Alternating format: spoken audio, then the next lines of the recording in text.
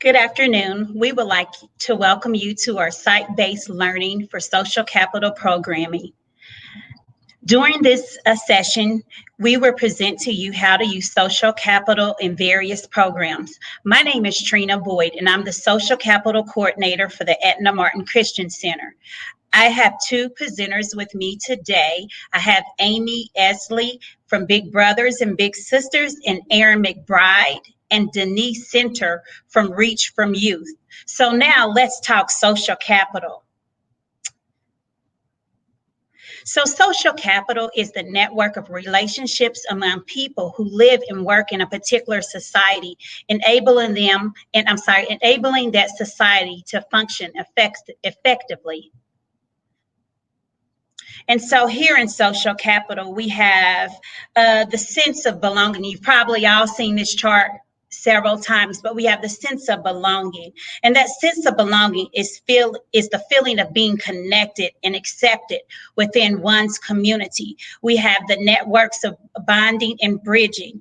And that is a process of combining or joining two or more networks interfaces together in a single interface. And then we have the feeling of trust and safety. And trust to some extent is the perception, but the bias is safety.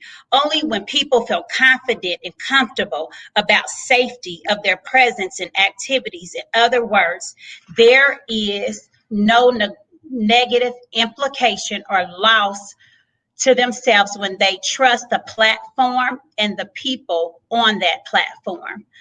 And so then we have the reciprocity, the practice of exchanging things with others for mutual benefit, especially privileges granted by one country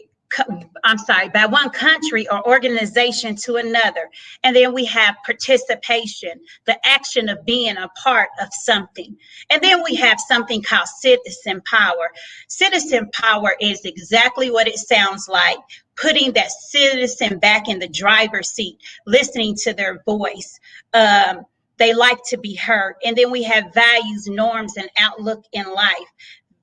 Values are abstract concepts that certain kinds of behaviors are good, right, ethical, and moral, and therefore desirable. So let's talk about social capital. So at the Etna Martin Christian Center, we have the pandemic hit, and we were like, oh my God, what are we going to do to get our families involved? All face-to-face social capital events was suspended. We had a calendar full of events, and we had one of the very first ones we had was the mask making workshop. And as we know, a lot of families didn't have access to masks. In a social capital event, we had one of our grandmothers who said, I needed to take a walk to the store, and one of my granddaughters lost her mask, and she began to talk about how she took a bed sheet and began with some hair ties and began to make a mask for her granddaughters. And with this, we were able to present mask making, which was a big hit. During this social capital workshop, the families had a sense of belonging. They felt like they belonged there. It was a very comfortable setting. You found networks and bridging. They were able to talk to one another and share resources. There was an exchange of information from one family to another. And then we had that the peer-to-peer learning. It was parent-led, so it was more inviting for other mothers and other family members to join in.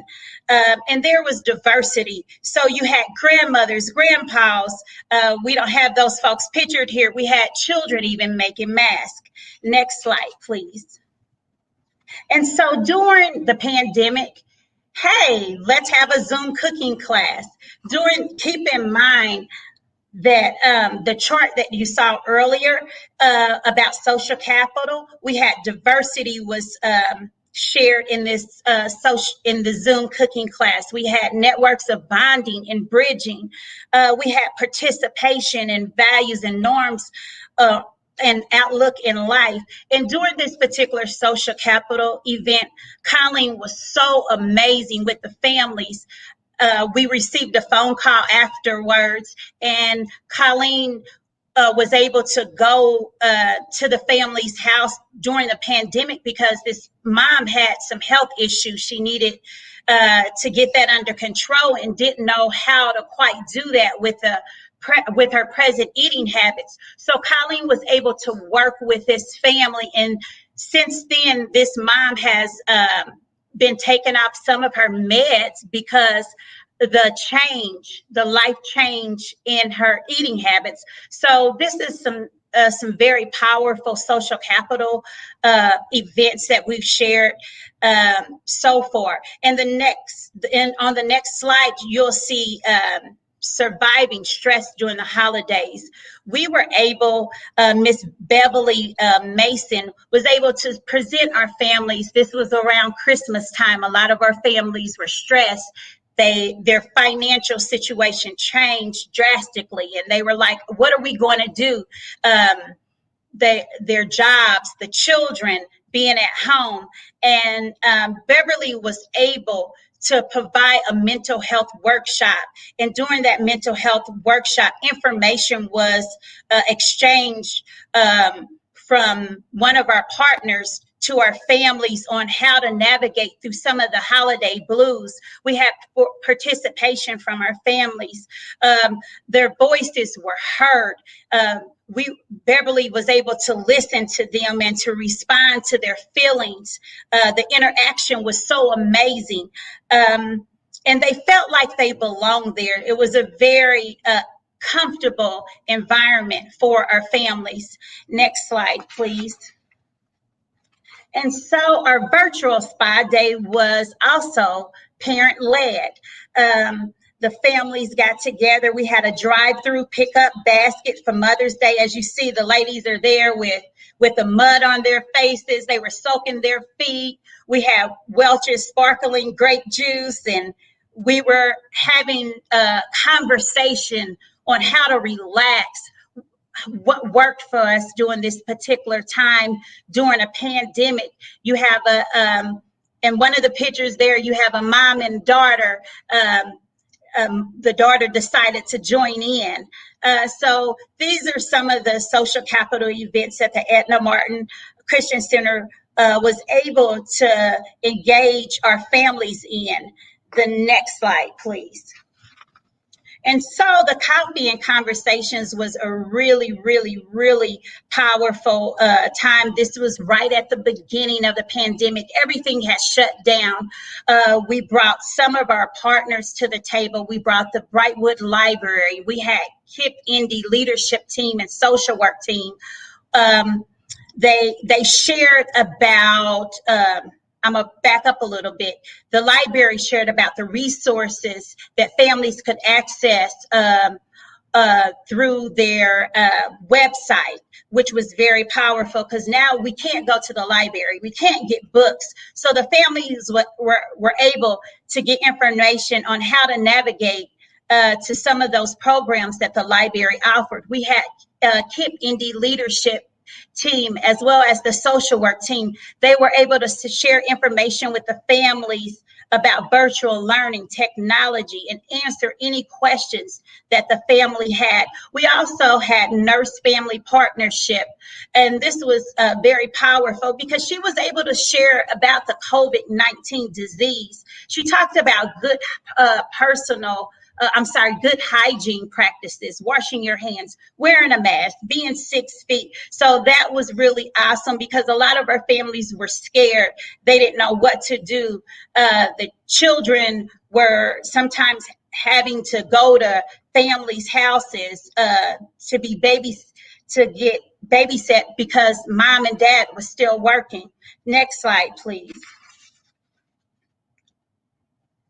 So these care packages here, the care packages were a resource where we were able to deliver some of these packages to some of our families' homes, and some of our families were able to pick up care packages via our food pantry.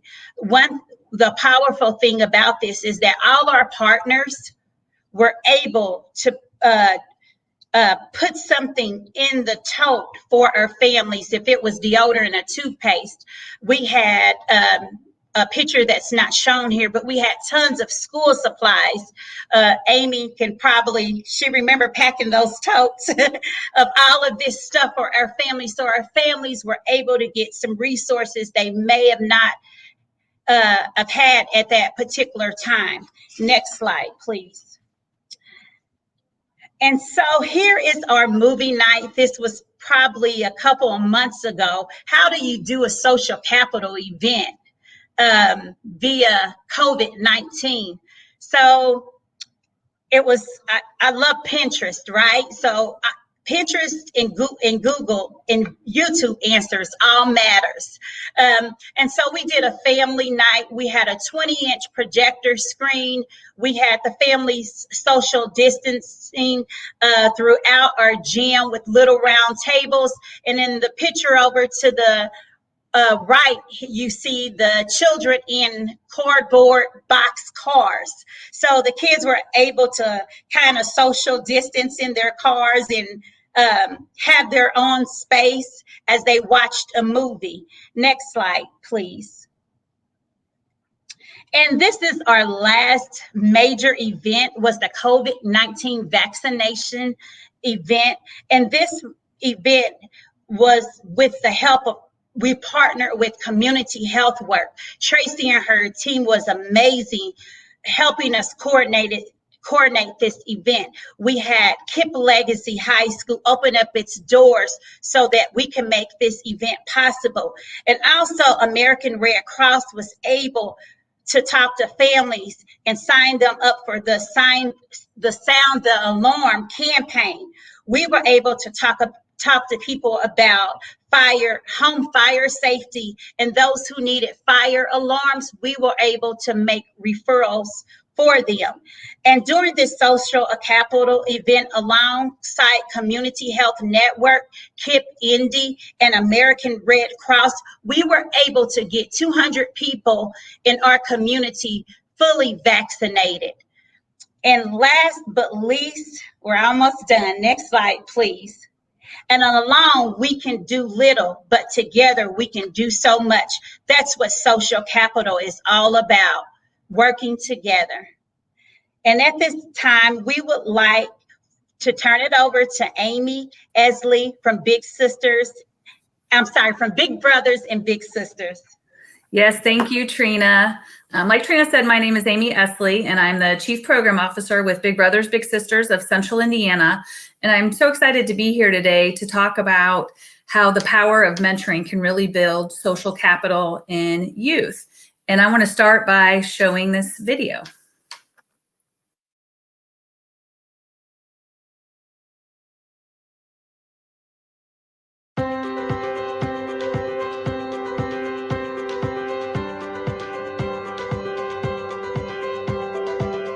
You can get inundated with emails and you can get inundated with phone calls, but at the end of the day, you get to have dinner with a young person who has his life ahead of him, and everything else is much less significant. Every season, every memory made. Some might say that it's little, but it's not really little. It's kind of big. It's a lifetime bond that they've created. We got a beautiful story. Every moment on and on. We got a beautiful story. And we've only just begun. The best is yet to come. The best is yet to come.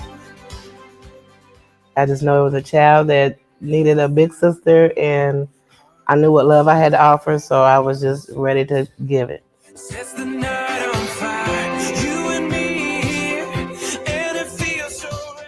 She's a really nice young lady. She's caring, and she's always helpful whenever you need help.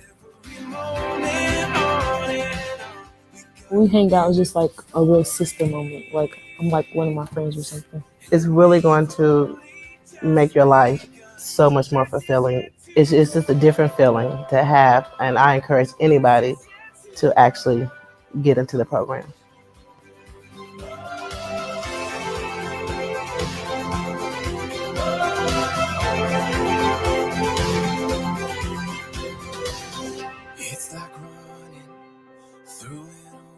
Robinson, without a doubt, is one of the nicest people that I have ever met. We got a beautiful story. Every moment on and on. We got a beautiful story. Since Nicholas has joined Big Brothers Big Sisters, I've noticed that he has changed from this quiet, shy boy to a very outgoing child that likes to be around people, that's not afraid to try new things. So he's just flourishing into this awesome young man. Big Brothers Big Sisters allowed me to have someone else help me. He has truly filled the gap for us and our family.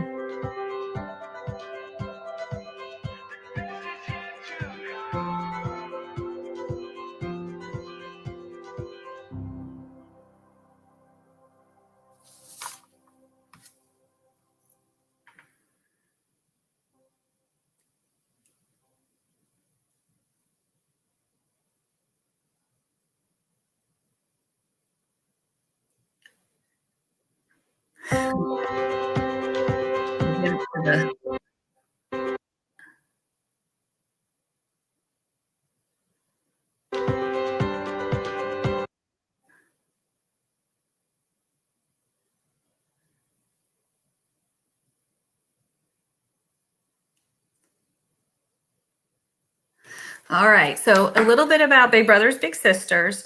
We make a difference by creating professionally supported one-to-one matches for kids who want to realize their full potential. We're a national organization with over 300 affiliates across the country, and for more than 100 years, we've operated under the belief that inherent in every child is incredible potential.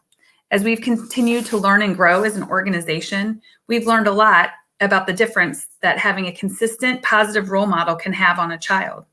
Data shows that by having a mentor, or a big, as we call it, who is willing to make at least a 12-month commitment, leads to greater self-confidence, increased achievement in the classroom, and makes kids more likely to avoid risky behavior. Next slide, please. Our agency is purposeful in the children we support who are facing adversities or have experienced some kind of trauma. Over 35% of youth we serve have a parent or caregiver who's been incarcerated. 85% are living at an economic level that makes them eligible for free and reduced lunch, and over 70% live in a single parent home. By putting a positive, consistent adult role model in these kids' lives helps them keep on the path to a successful future. Big Brothers, I think there was one before there. Yeah. Big Brothers Big Sisters is the nation's largest volunteer and donor-supported network. Through the relationships we create, we ignite, empower, and defend the potential of youth in our community.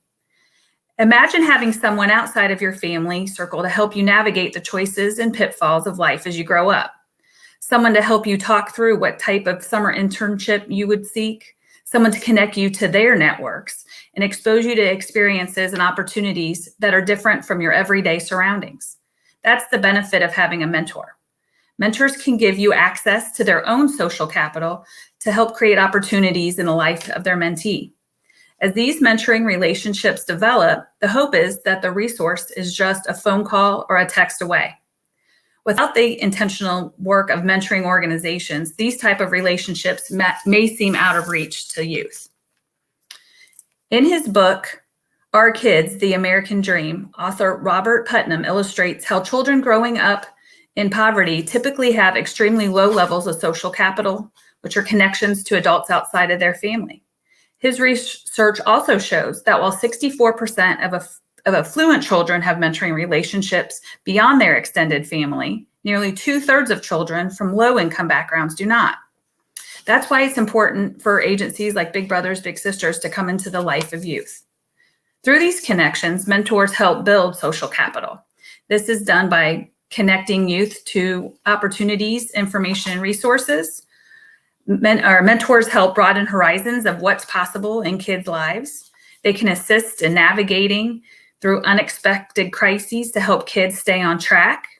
They offer tangible pathways towards achieving aspirations and can help demonstrate to every child, youth, and family that their contribution is vital to the success of our community. Through the work of Big Brothers Big Sisters, and I'm sure a lot of your agencies as well, youth are being given the chance to see beyond their current circumstances. So I'd like to share a couple stories from our agency, in addition to the ones you saw in that video, that shows how this kind of plays out in real life.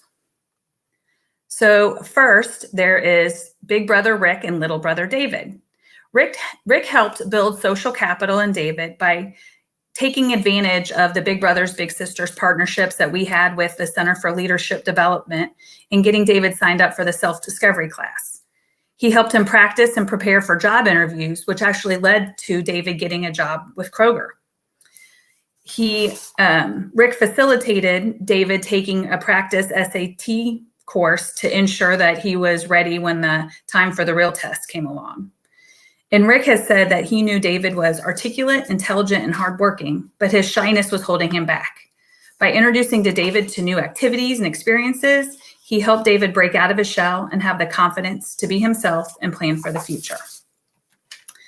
And then there's big couple, Matt and December, and their little brother, Timothy. Timothy was the class representative at our graduation a couple of years ago, and I was just going to share a few of the words that he shared with us that night. In our relationship, Matt and December have made me feel important and confident in myself. They help me learn about the importance of setting goals and first impressions. They help me think differently about life and that every experience, good or bad, is one you learn from. They've also encouraged me to dream big and never aim lower than my fullest potential. Some important lessons I have taken away from our friendship is always to challenge myself, to seize the most from every opportunity. He goes on to say, "Thank you for introducing me to other successful businessmen around the Indianapolis area.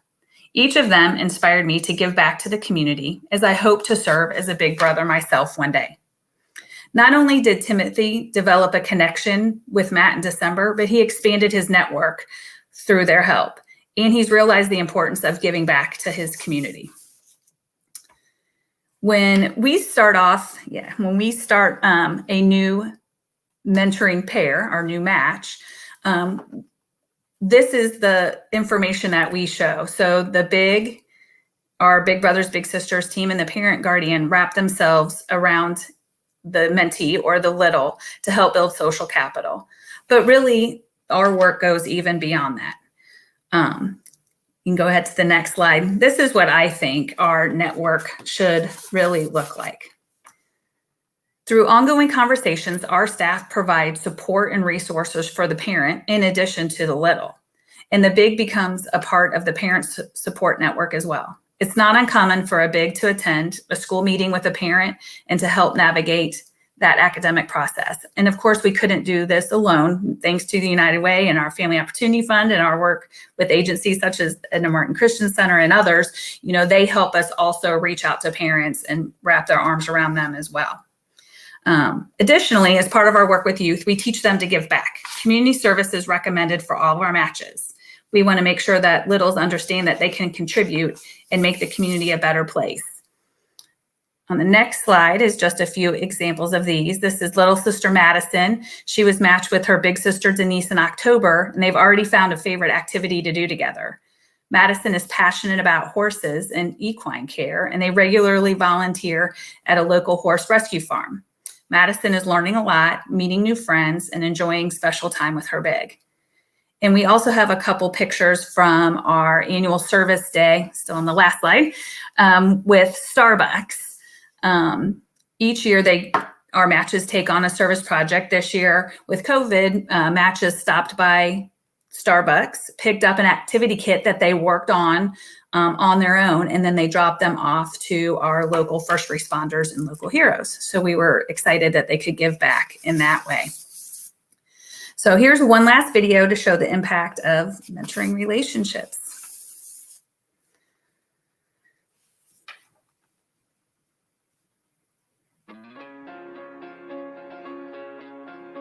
I moved to Indianapolis when I was younger. I was shy, and with all the changes, I was scared because everything was so new.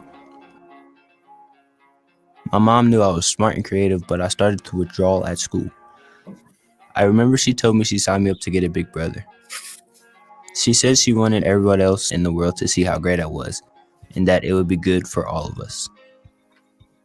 When I was 11, I was matched with Jeff. I didn't know what to expect. The only thing I really cared about was that Jeff would be cool. I kept to myself for a while, but Jeff was always there. I learned a lot of new things, met new people, and did tons of fun activities when we spent time together. It was nice to have someone else to talk to. I like to think that Jeff learned a few new things from me too. I like to tell a few jokes and how to be more funny. We had a lot of fun together. Usually it's about sports, although my mom and him cheered for rival football teams. That's pretty funny to watch sometimes. Jeff helped me be more comfortable and try new things. One time during an etiquette dinner with big brothers and big sisters, I got to stand up and speak in front of everybody. I never thought I would be confident enough to do things like that.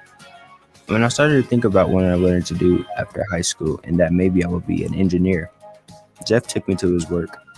He had me follow 3 different types of engineers. That's when I decided I wanted to be a mechanical engineer to create stuff, just like Jeff. Now, I'm getting ready for another move, but this time I'm excited for it. I can't wait to meet new people and try new things at Tennessee State, where I'm going to college. I know I wouldn't be feeling this way if Jeff hadn't been in my life. I'm not worried or scared this time. Well, maybe a little worried about my mom missing me a lot once I go to college. Jeff helped me see that change can be exciting. He helped me grow up to be a responsible and outgoing young man. Jeff helped me figure out what I want to do after high school. He defended my potential.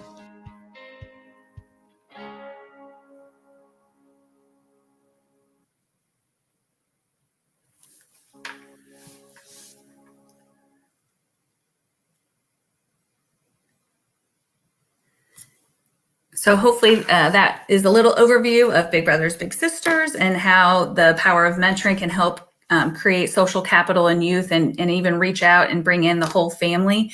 And of course, if anyone out there is interested, we are always looking for more mentors. So I'll put that plug in since I have the floor. So feel free to reach out. And I'm going to go ahead and turn it over to Denise and Aaron. Thank you.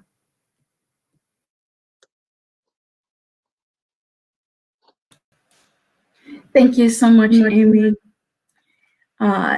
Thank you for a wonderful presentation. And thank you, United Way, for the opportunity to talk a little bit about the social capital and our 2-gen programming at Reach for Youth. You know, go back to the first slide, please. About 4 years ago, we began having discussions around how to enhance our one of our programs called Alternative to Expulsion. And this was a successful program that deals with offering young people and schools an opportunity to reduce risk for kids being separated from school. And as a successful program, we wanted to see how we could expand and make that a larger impact. And we became aware of a first-generation student program in Michigan. And in discussing our program with the professor of that program, we thought it would be great for students to have the same opportunity as those college students, but at younger ages. And so we looked to adapt that program out of Michigan to start working with students in the 8th grade or 9th grade level so that they could have the ability to have powerful learning and earning experiences early on. We can go to the next slide. So you can see here, the program we're talking about, we named REACH, and it does break down into an acronym. The power of relationship enhancement, that's the whole point of our conversation today, is building that social capital. And at REACH for Youth, that's one of the primary goals that we try to do in working with youth and families through that 2-generational approach, is encouraging and strengthening those positive relationships, not just within the family, but within the broader community. And we're also looking at employment and employment readiness. So making sure that youth are ready to enter the workforce, especially as they start to decide what their next step is. You saw in the last video with Big Brothers, Big Sisters, can be a very challenging and stressful time to figure out what's going to be next for them. And that's what this program is designed to assist youth and parents with. And then you can see the accessibility. Our main mission here at REACH for Youth is providing affordable access to mental health services. And REACH falls right under that umbrella by serving all youth, not youth who are just at risk of suspension or expulsion, not youth who are performing well in their academics, but the ability to serve all youth despite their financial means, to make sure they are well equipped and prepared to enter the workforce or post-secondary education, whatever that path might be. And you see the collegiate connections there. So if they do decide to go to college, maybe a 2-year degree, 4-year degree, we are implementing those strategies and providing that learning opportunity for them to understand how they do that, understand where they fit in, what their role might be, and then implementing those practices. And then finally, the most important part of this program is inspiring hope in a new generation. We're not just working with youth, we're working with youth and parents, but ultimately what we're aiming to do at our organization is strengthen a future generation to take the reins and make us a better community. You can move to the next slide. And as you see here, we have a graphic. This is actually a graphic from TeenWorks, but we liked it so much we put it in our slides. So giving credit to TeenWorks here for their visual graphic, but really what they are doing is kind of implementing, getting youth back on track to success. Because like Denise pointed out, our Alternatives to Expulsion program worked with schools where youth might be facing suspensions, expulsions, or maybe they just displayed unwanted behaviors at school, and those school administrators were unable to manage that behavior. So what we ultimately aim to do at REACH for Youth is get those youth back on track, or if youth are performing well and they want to further that or strengthen their abilities, this program is right for them too. But it's ultimately leveraging those school connections with the employer connections. So making sure that we can get these students re-engaged in their academic learning journey and being able to make that connection to what comes next after school, whether it's post-secondary or it's going right into the workforce, that we can equip them with those skills. And you can see here at the bottom of this graphic, I know it's hard to see, but the main point is there are multiple pathways. Each youth is unique. Each family is unique. We cannot box people in. We cannot say college is the best fit, because it might not be. We all have our own journey, and at REACH for Youth, we want to provide that flexibility and empower those individuals to become self-sufficient and make that decision on their own. Next slide. And so as we think about what are businesses looking for, when we talk about the social connections and that social capital, we're also needing to talk to businesses and employers. And so what they identify is necessary to help shape future jobs is we have to remove those barriers that students often face, whether it's attendance or how they learn. And as Trina was saying earlier, COVID-19 created a huge impact in terms of students not being able to have their normal academic or social learning opportunities by being together. And when those kinds of barriers present, you're going to see some disparities in what they're capable of doing and what they're able to produce. But we want to remove those kinds of barriers in schools. We want to be able to promote healthy mental health skills for youth as well as parents. We want to see how this is connected to their future employment opportunities. And so connecting a student to their interests, to their talents, having them to really discover themselves.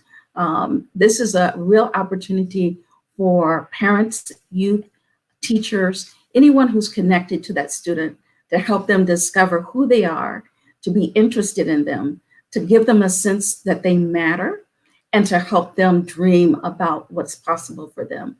And this is done so that they can meet their immediate needs for school attainment, as well as getting ready for the future. And we know that having this strong investment will not only take care of the future, but it solves the gap that we have currently with schools as well as in jobs. Next slide. So to build off just kind of what Denise said about that gap, you can see from this visual, which by the way, don't judge us, we're nonprofit professionals, not graphic artists, but the visual that we have here is identifying one of those gaps that we do try to fill. A number of our referrals at Reach for Youth come from juvenile probation or those partners within the juvenile detention centers as well. So what we try to do is make sure we can ultimately connect the education to that employment or to that business opportunity. And we want to keep these youth out of the traditional juvenile justice system. So empowering youth to, like Denise said, find their own path is really what we're looking to do. We want to align this program with a number of the pillars that United Way of Central Indiana focuses on: education, health, that's mental health, behavioral health, and self-sufficiency.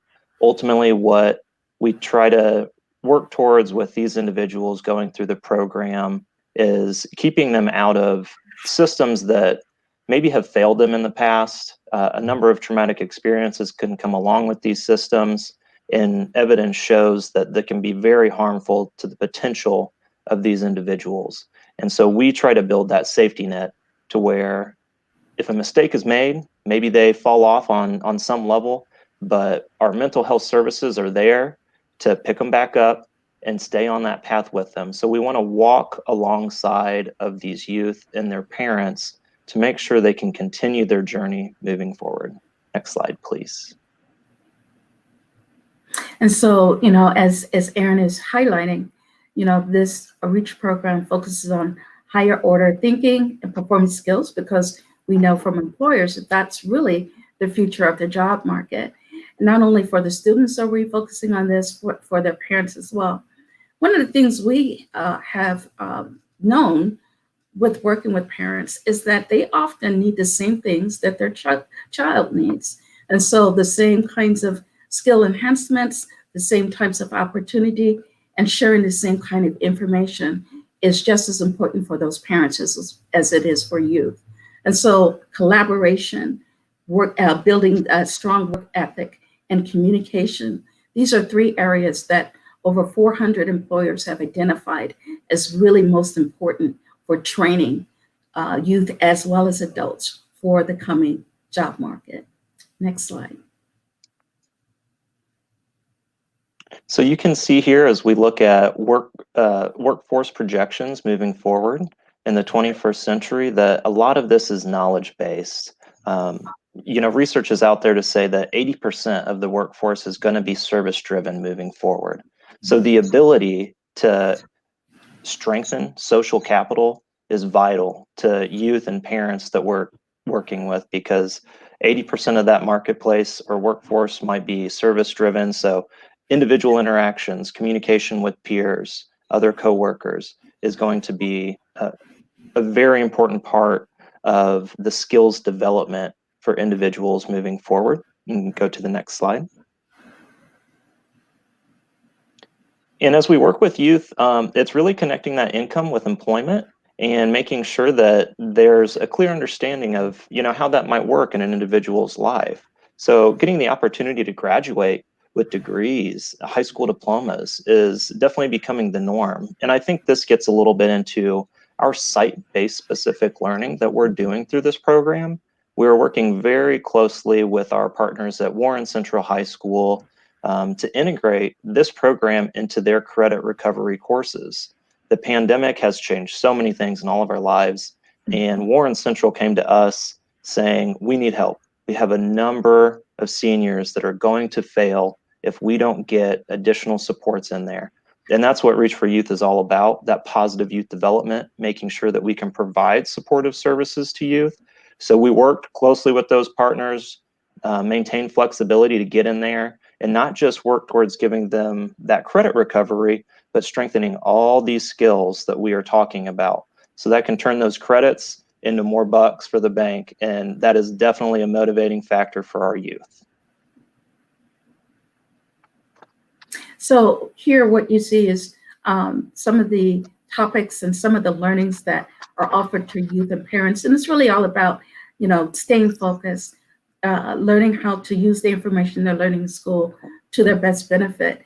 And one of the things that we learned through providing this is that many of the students already have skills that are necessary for success.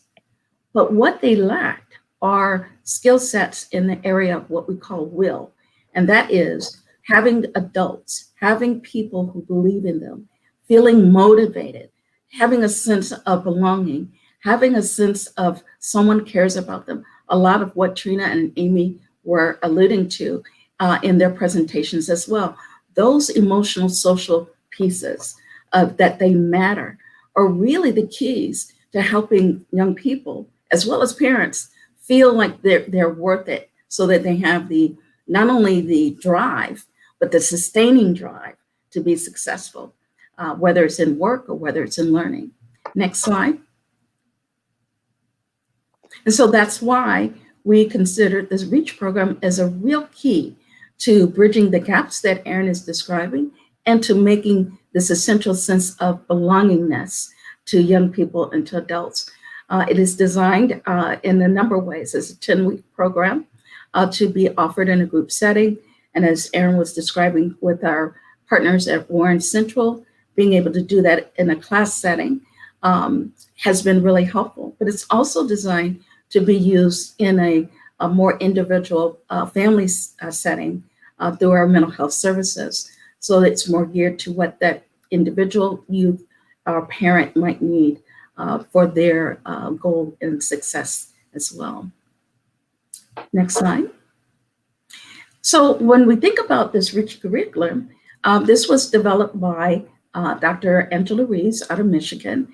And her book was titled College, What You Need to Learn for the 21st Century. And in discussions with us about our approach to this, she and the publisher actually changed the book to Learning and Earning in the 21st Century. And we thought that that was very cool of Dr. Reeves and the publisher to do that. But that's a way of influencing the concept of how learning and earning is shaped, not only on our local level, but also on a national level as well. Next slide. So when we think about, hope, that H word in REACH, one of the things that we know is that a lot of times people can gain jobs. They have the skills necessary to get that initial success. But what happens is sometimes life events come up where they can't sustain that employment. Maybe they don't know how to regulate their emotions well enough so that they have positive interactions with their boss or with their peers. And so if you get a job, but you can't keep the job, it really discourages you for future success. And so we know that by helping and teaching the critical interactions and interpersonal skills needed for success, it gives a sense of hope and endurance. So hope is really knowing that you can achieve your goals. It's giving that sense of importance. It's helping you to know that you matter. It's different from hope wishing that you'll be able to do these things. It's giving some substance to see that even though there could be obstacles or barriers in your path toward your success, you can still reach these goals. And hope gives you that motivation to stick with it, to persevere. It's that part of the grit that we often talk about, not only for youth, but for their parents as well. And just to build off that a little bit, as we talk about hope, I definitely kind of want to share a little bit of a personal story in regards to this. Obviously, I'm biased in regards to this program. We're presenting it as our own agency. I've seen the results. I know it works, but just from a personal level and thinking about my own learning journey as I was going through high school, to be fully transparent, I was not a good student. I did not care about high school. It was busy work. I was more invested into athletics, thinking I was going to go into the MLB, and look how that turned out. But ultimately, when Denise presented this program to me and we started going into the details of the curriculum and having conversations with the author, Dr. Reeves, it really took me back to when I was in high school and struggling with grades, struggling with motivation. I did well with peer relationships and developing those, but I definitely did not understand my role as a student. And this program, and this is one of the things I told Denise, this program would have benefited me so much because I was able to get into college. My first year into college, though, I almost failed out. I was on the baseball team. I got kicked off the baseball team because I got into trouble for, a number of different things. And I felt like this program, if I would have gone through this, would have been able to equip me beforehand. It would have allowed me to forego some of these challenging issues that presented itself in my life, which ultimately I was able to show resiliency through that. But a program like this definitely would have put me on a better path moving forward. So when we talk about this program, and especially when we're working with youth, I see a lot of myself in individuals coming through who might be facing some similar challenges, but understanding that we can be proactive, we can establish some of the social capital ahead of time, is really a motivating factor for me as a professional to keep this going forward. Next slide, please. Thank you for sharing that, Erin, because I think it's so true for many of us, needing that extra support. And I'll just say briefly about the parent platform for REACH. As we were saying earlier, COVID-19 presented some real challenges, not only for our local communities, but also the world over. And it required everyone to really adapt original thinking and planning, to really be flexible and do some new creative things.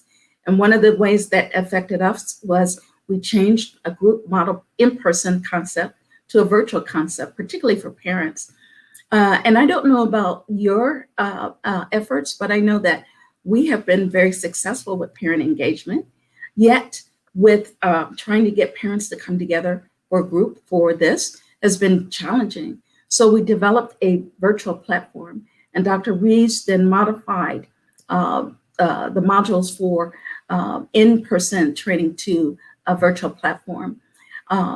This platform is really creative, it's bright, it's funny. It gives parents an opportunity to celebrate their learnings. It even makes these wonderful cheers and sounds when they complete their learnings. And it gives them an opportunity to do some reflection writing on a private chat platform with other parents, so they can get connected and network with other parents while they're learning and growing in their learnings with REACH. Next slide.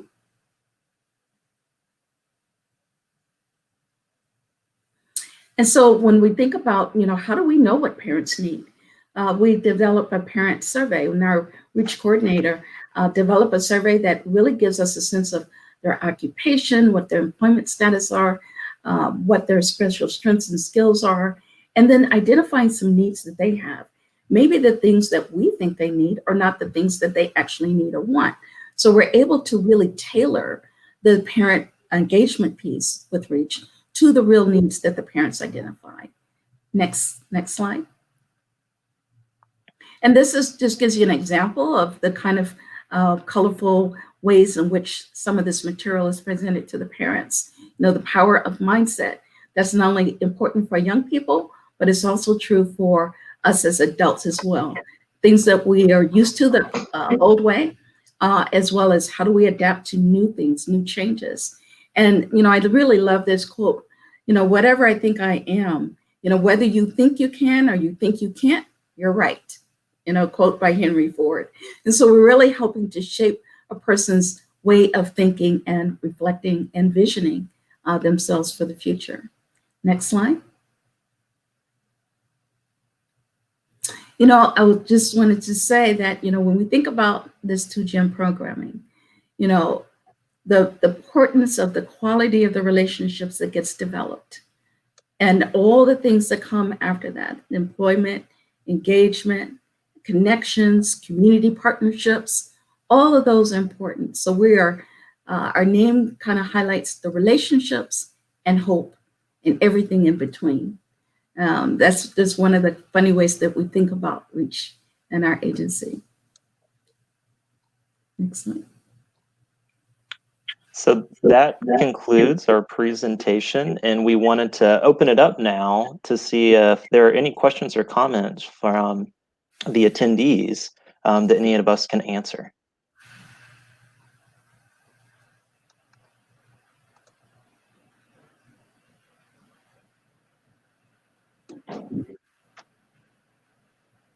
If there are no questions, I know that we can finish early, and we want to thank everyone for joining. If you do have questions, feel free to put those in the chat quickly, but it looks like we're not seeing any at this point.